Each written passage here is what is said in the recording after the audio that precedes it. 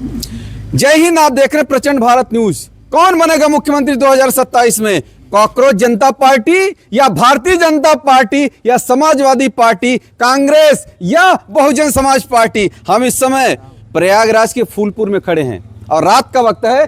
आचार्य जी कौन बनेगा मुख्यमंत्री? मुख्यमंत्री वही बनेगा जो हमारी सुनेगा। जो हमारी सुनेगा नहीं उसको सत्ता से बेदखल कर देंगे हम लोग। क्योंकि हम लोग तो वो व्यक्ति हैं, वो समाज के पीढ़ी हैं कि जो लोगों को सबको साथ लेकर चलते हैं। लेकिन सरकारें ने कहा कि हाँ, कई सरकारें आई, कांग्रेस भी आई, सपा भी आई, बसपा भी आई, समाजवादी भी आई और इधर आके कॉकरोच पार्टी भी नई पार्टी आ गई, राम भी आ गई और बीजेपी भी आई।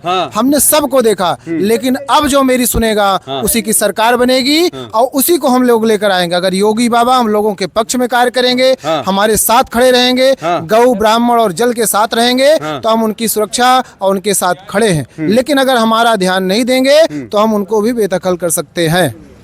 आचार्य जी, आपने कहा कि कॉकरोच पार्टी और राम पार्टी आ गई। इन दोनों पार्टियों का जन्म क्यों हुआ?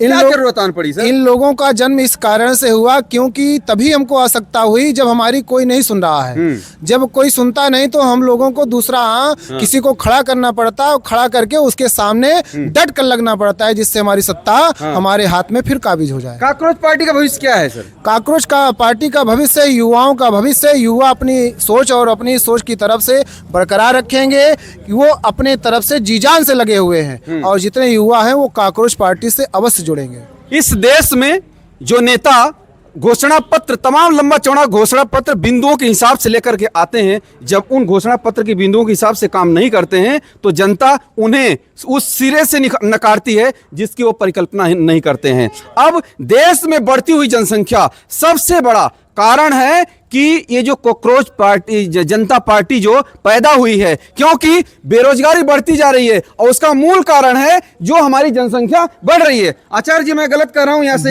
बिल्कुल जनसंख्या बढ़ रही है क्योंकि हमने सरकार का संविधान माना और अपना सनातन भी माना। लेकिन हम दोनों को लेकर चले, लेकिन सरकार ने हमसे संविधान तो मनवा लिया, औरों से नहीं मनवा पाए। हम तो मान गए कि हम दो हमारे एक, लेकिन सामने वालों ने नहीं माना कि हम दो और हमारे एक। उन्होंने तो कहा हम दो हमारे 10। इस पर वो चल रहे हैं, इसलिए जनसंख्या की बढ़ोतरी हो रही है। तो सरकार ये सोचती है कि अगर कोई बोल नहीं रहा है तो माहौल सब हमारे हिसाब से है। लेकिन जो लोग जिनका कोई नहीं है, उनका वो बोल नहीं पाते हैं, रजाई के अंदर ही अंदर कमेंट बॉक्स में अपना सिर दर्द और अपनी परेशानी को झोंकते रहते हैं। अब कुछ लोग तो बेचारे अपने मन में ही लिए रहते हैं। इसी वजह से जो इतनी कम समय में जो इतना फॉलोअर, रिकॉर्ड फॉलोअर बढ़े हैं जो कॉकरोच जनता पार्टी के, यही कारण है आचार्य जी? बिल्कुल यही कारण है, क्योंकि उसमें यह भी लग रहा है कि ऐसे युवा जुड़ेंगे जो युवा इस सरकार से, शिक्षा से, संविधान से, मारपीट से और लोगों को व्यवसाय से जो ये त्रासदी है, इसलिए युवा उससे जुड़ेंगे। क्योंकि युवा परेशान हैं और युवा अपनी खोज कर रहे हैं कि हम किसके साथ जाएं, तो उनको एक रास्ता मिल रहा है, इस कारण से उससे जुड़ रहे हैं। इस देश में बेरोजगारी इस कदर है कि लोगों को खाने के लाले पड़े हुए हैं। लोगों को अपनी जो दिनचर्या है उसके चलाने के लाले पड़े हुए हैं। लोग अपने बच्चों की, अपने माँ बाप की दवा नहीं करा पा रहे हैं, अपने बच्चों को पढ़ा नहीं पा रहे हैं, घर का खर्च नहीं चला पा रहे हैं। आचार्य जी, यही कारण है? बिल्कुल ये कारण है। और हम ये भी कहना चाहेंगे, जैसे हमारे प्रधानमंत्री जी कहते हैं कि तेल बचाइए, ऊर्जा बचाइए, और 4 दिन 4 नेता रिक्शे पे जाते हैं, आगे पीछे उनके गाड़ियां लगी रहती हैं और गाड़ियों के बाद वो जैसे 10 कदम जाते हैं वैसे हाथ हिलाते हैं और अपनी गाड़ियों में काफिले में बैठ जाते हैं। मैं कहता हूँ ये दिखावा बंद करिए। दिखावे में मेरा जीवन, मेरा संसार, मेरा देश नहीं चलेगा। हमको जमीन पर आकर डट कर अपने देश के साथ खड़े होना पड़ेगा और अपने लोगों का साथ लेना पड़ेगा। आखिर देश के नेता क्यों ऐसा समझते हैं कि जो मैं अब ऑटो में या ई रिक्शा में चल दिया तो जनता हमको, जब अगला हमारा वीडियो बनेगा तब तक यही वीडियो देखती रहेगी। जब हम झाड़ू एक बार लगाते हुए दिखेंगे, उसके बाद जब दूसरी झाड़ू नहीं लगाएंगे तब तक वही वीडियो दिखती रहेगी। ऐसा क्यों सोचते हैं सर? ऐसा इसलिए सोचते हैं कि जनता हमारी मुट्ठी में है। हम काम करें ना काम करें, हमारे दरवाजे पे आते रहेंगे, हम वोट देते रहेंगे। लेकिन फिर भी हम, जनता जाग गई है, जनता मीडिया के साथ है, मीडिया को देखती है। तो मीडिया एक इसमें चौथे स्तंभ है और ऐसे स्तंभ को लोग जागरूक होकर देख रहे हैं, समझ रहे हैं, लोगों को जानकारी मिल रही है। इस कारण से इसका विरोध हो रहा है।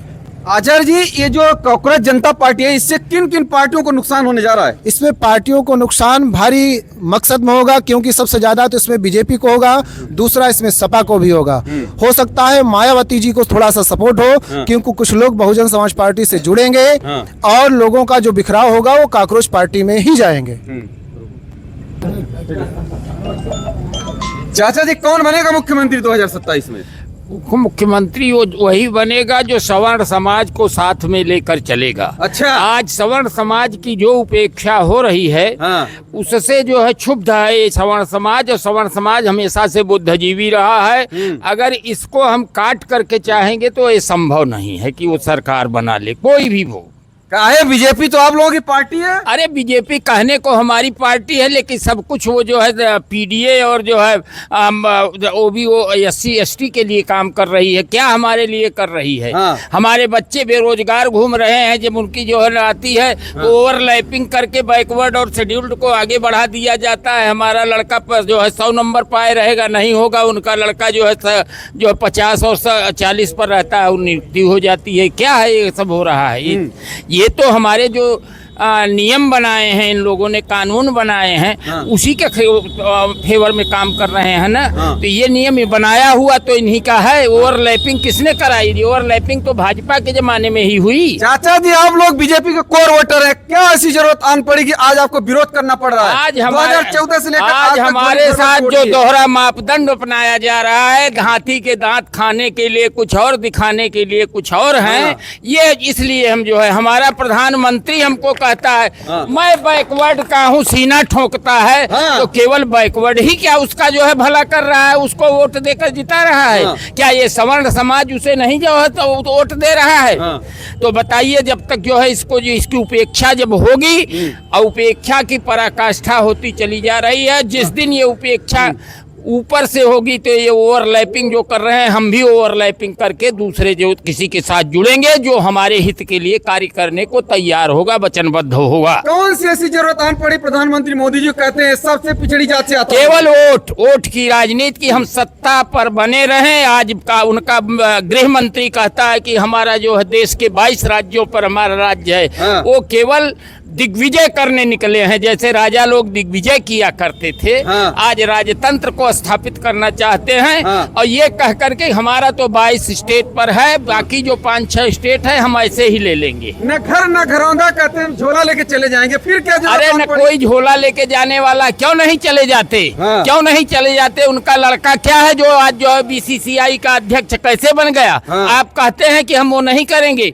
हम जो है जो परिवारवाद नहीं चलेगा। नेहरू ने परिवारवाद किया, मुलायम ने परिवारवाद किया। आप क्या कर रहे हैं?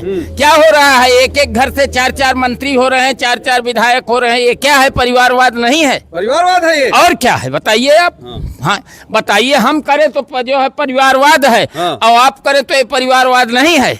बताइए, आप बताइए। जो है अमित शाह का लड़का BCCI का अध्यक्ष, कौन सी ऐसी योग्यता है कि हमारे खेल जगत में ऐसा कोई नहीं था जिसको उनको बना दिया गया, उसको नहीं बनाया गया? चाचा जी, गृह मंत्री के लड़के बहुत अनुभव है उनके पास। हाँ, अनुभव खूब है, देखा उनसे अनुभवी अब कोई बचा नहीं है। तो भाई ठीक है, यही राजतंत्र चलावे, क्या जरूरत है? संविधान को किनारे कर दे। जो है बड़े लोगों का बेटा बड़ा अनुभव, हाँ यही होना चाहिए। हाँ, और जब दूसरे लोग किया करते थे यही, तो तब आप उनको गाली दिया करते हैं।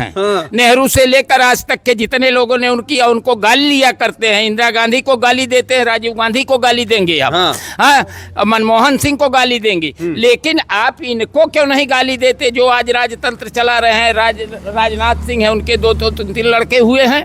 बताइए क्या हो रहे हैं भाई? उनके लड़के होना चाहिए, हमारे लड़के। किसी का कहते हैं हम गरीब आदमी के दे रहे हैं, किसको गरीब को दे रहे हो? बता दो, जिस गरीब को दे रहे हो। जी, तो आप सभी का बहुत बहुत धन्यवाद। फूलपुर, प्रयागराज फूलपुर से यह विशेष कवरेज 2027 विधानसभा चुनाव पर आप सभी का बहुत बहुत धन्यवाद। अगर मेरे चैनल पर नए हैं, सब्सक्राइब जरूर करिएगा, कमेंट बॉक्स में एक प्यारा सा राय जरूर दीजिएगा। जय हिंद।